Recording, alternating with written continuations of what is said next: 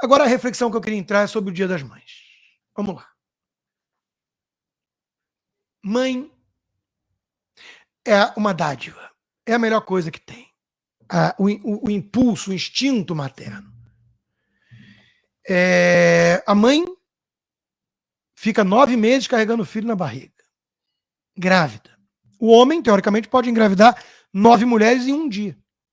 Isso tem consequências drásticas do ponto de vista da evolução biológica dos sexos, que são diferentes. E, graças ao bom Deus, complementares. Por isso que não precisa um odiar o outro, não precisa ter guerra dos sexos. Somos complementares. Mas mãe é mãe. E isso fez da nossa espécie o bebê mais dependente do amor e cuidado maternal.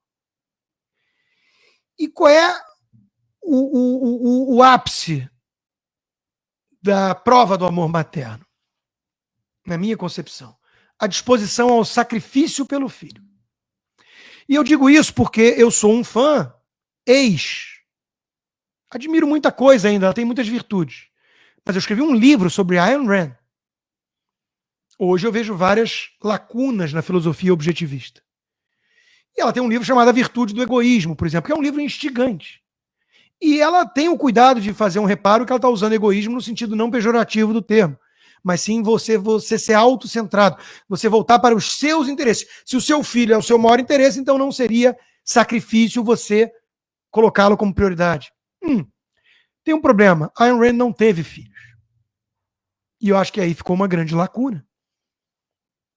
Ela talvez não entenda o heroísmo da ideia de sacrifício último, mesmo, em prol de um filho.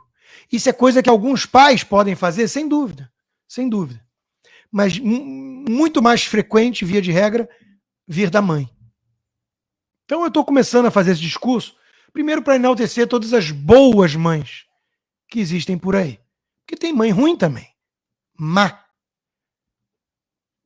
O Haddad diria mal nesse caso, porque ele não entende a diferença. Mas, infelizmente, ou por várias razões também, infelizmente, a espécie humana não é apenas instinto. Eu mesmo falei que nós temos que aprender a controlar apetites, emoções. Nós não somos apenas instinto. Instintos são influências fortes e entre o estímulo e a resposta nós temos o livre-arbítrio, a liberdade de escolha. Mas não é natural, por exemplo, banalizar aborto, como muitas feministas fazem, porque a maternidade é o instinto mais básico e natural da fêmea. Querer engravidar é um impulso que tornou, provavelmente, inclusive o sexo algo tão irresistível. Não só para a nossa espécie. Então, procriar é uma meta. E a mãe da espécie humana carregando o bebê 9 meses e depois ele sendo muito dependente e ela tendo que ter cuidados especiais. Isso tudo ajudou a desenvolver, de certa forma, esse amor tão incondicional e bonito que talvez só exista da mãe para o filho. Mas, se não é natural, é cultural, ideológico. Muitas mulheres banalizando o aborto. Eu já ouvi de uma que praticou 3 abortos que não nasceu para ser mãe.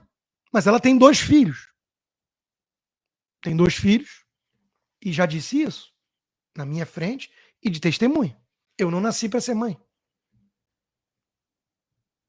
Talvez, então, seja melhor decidir não ser. Né?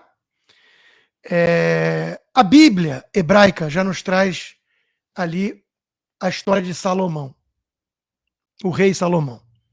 O grande juiz.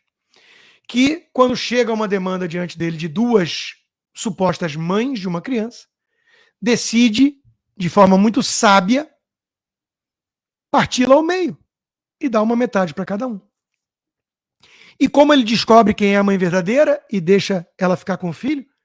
Aquela que está disposta a sacrificar a sua presença perante o filho para que o filho possa sobreviver. Não é exatamente o que fizeram as mães judias durante o Holocausto? Não é exatamente o que estão fazendo as mães ucranianas agora? Algumas desesperadamente escrevendo nome, telefone, identidade nas costas da filha adolescente e tentando mandá-la embora para longe de si e indo para o sacrifício máximo, último,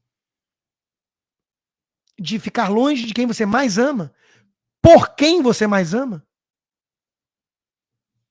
Isso é a coisa mais bonita que existe. Isso é o que fez a nossa espécie reverenciar tanto as mães, e com razão. Coisa que feminista quer destruir. E não vai conseguir, não.